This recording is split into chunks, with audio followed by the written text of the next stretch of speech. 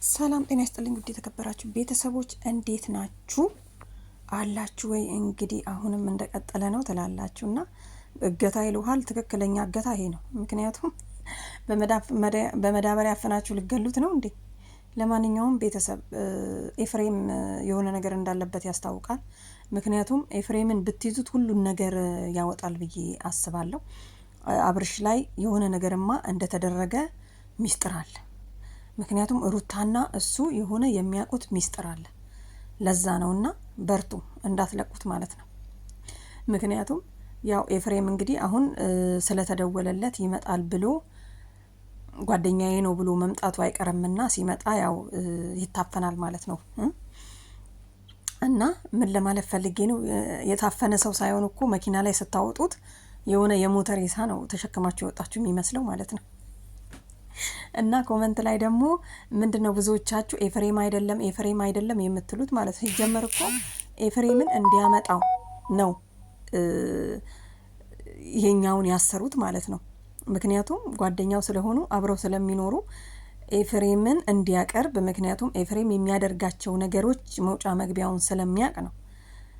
እና ኤፍሬምማ አይደለም እና ምንድነው ያሉት እዚህ ጋር እንግዲህ ሚጥሚጣ እንኳን አትፈራም ወይ እያለው ነበር ማለት ነውና ትንሽ ጨካኝ ነህ አንተ ማለት ነው። ትንሽ ካሌብ ይሻላል። አያችሁ አይደል? ምክንያቱም በቃ ለቀቀው ምንም አያደርግም እሱ ምናምን ነገር እንልቀቀው ሲል ጨክኖበታል። አያችሁ በቃ ተልፈሰፈሰ እኮ ሊሞት ማለት ነው። ከዚህ ሁሉ የምታውቀው ነገር እውነታውን ለምን አትናገርም? እውነታውን ብትናገር ጥሩ ነው የሚመስለኝ። ምክንያቱም ኤፍሬምና ሩታ ጋር የሆነ ችግር አለ።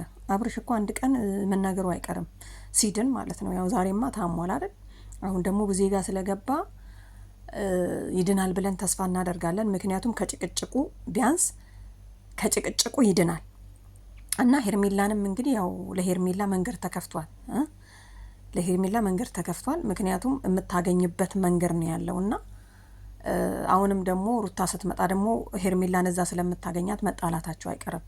እንደኔ ሀሳብ እንደውም ሄርሜላና ሩታ እንትን ማለት አልነበረባቸውም ማለት ነው። ማየት አልነበረባቸውም አብርሽን ለተወሰነ ጊዜ ያው የሚከታተለውን ነገር ተከታትሎ አብርሽ ወደ ራሱ ሲመለስ የት ነኝ ያለሁት፣ በፊት እዛ ሄርሜላ ጋር ነበርኩኝ፣ ዛሬ ደግሞ ሩታ ጋር መጣውኝ የሚለውን ሀሳብ በራሱ ሰዓት ነው ፈልጌው ነው የሚለውን እንዲናገር ነው የምንፈልገው እንጂ ሄርሜላን እያስገባችሁ እናንተ አሁን ሩታ ስትመጣ ደግሞ ጭቅጭቁ ሊቆም አይችልም ማለት ነው።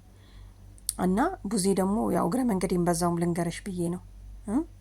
እነ ዲቭ ምናምን በጣም ያው ጀግኖች ናችሁ። ለማንኛውም ወንድማችሁን አስቀርጣችኋል። ከሩታ ከእንትና ጋራ ከነ ኤፍሬም ጋር አለመሄዱ ጥሩ ሆኗል። ምክንያቱም አንድ ቀን አዳረ ራሱ የተወሰነ ነገር እንትን ሊል ይችላል። ምክንያቱም ከጭንቀት የተነሳ ነው በሽታው የመጣበት ስለተባለ ማለት ነው። እንግዲህ ዶክተር ነው ያለው፣ እኔ አይደለሁም። እና አብርሽ በጣም አሳዝኖኛል። ምክንያቱም በመሀል ተንገላታ አላ ራሱ ፍቃድ ራሱ ከመደፈር እኮ ምንም የተናነሰው ነገር የለም። እና እየተንገላታና አንተ ኤፍሬም ሲመጣ ድብና አድርጋችሁ ያዙና እንግዲህ ከዛ በኋላ እንደሚናገር ተስፋ እናደርጋለን ማለት ነው። ለማንኛውም ቤተሰብ ይመቻችሁ። ጥሩ ነው።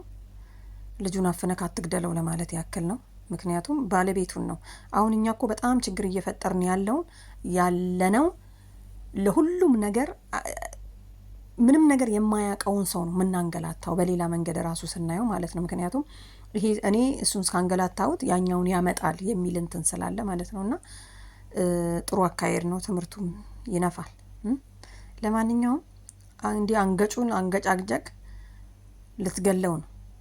እኔ ልጁን ያሳዘነኝ አይዞ ነው እንደሚ እና ኤፍሬም ሲመጣ እንግዲህ ያው ይያዛል። እኔ ግን እንደኔ ከቻላችሁ ራሱን ኤፍሬምን ነበር አፍናችሁ ማምጣት የነበረባችሁ ባይነኝ። ምክንያቱም ባለቤቱ ነው በቃ ለሁሉም ነገር ተጠያቂ መሆን ያለበት እንጂ ሌላ ጓደኛው ስለሆነ አብረው ስለሚኖሩ ምናምን ነገር አይደለም። ይሄን ነገር ላይ ነግረው ይችላል። ምክንያቱም በጣም ወንጀል ነው ከነገረው። ያደረጉት ነገር መጥፎ ነገር ከሆነ ለዚህ ልጅ አይነግረውም። ምክንያቱም እነ ሩታ ያስጠነቀቁታል። ሩታ ታስጠነቀቋለች ኤፍሬምን ማለት ነው። እና ለማንኛውም የናፈቀን ነገር እንግዲህ አብርሽ ድኖ እኔ ማለት ነው እንደኔ አብርሽ ድኖ የት እንደሚሄድና ምን እንደሚያስታውስ አሁን እኮ እያስታወሰ አይደለም እንደምታዩት። አይታችኋል ትላንትና። ያቺም ስትሄድ ስትስመው ይሳማል፣ ያቺም ስትሄድ ስትስመው አብሬሽ ስትለው ኦኬ ነው የሚለው ማለት ነው። ምክንያቱም አያውቅም። እና በቃ ዋናው መዳኑ ነው። የዳኒ መለስ እነ ሩታንም እነ ሄርሜላንም እንግዲህ ይርዳቸው። ያው አብርሽ ወደ ሄርሜላ እንደሚሄድ አትጠራጠሩ። ምክንያቱም መሄድ አለበት ስላለበት አሁን እያወቀ አይደለም እያደረገ ያለው ነገር ማለት ነው። ወዴትም ይመለስ ማለት ነው። እና ብዙዎቻችሁ ደግሞ የሰው ምናምን የምትሉ አላችሁና በወቅቱ እኮ ሰው አልነበረም ሄርሜላ ስትይዘው ማለት ነው።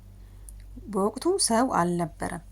ምክንያቱም ያው እንደነገርኳችሁ ስላጤ ነበረ፣ ሲንግል ነበረ።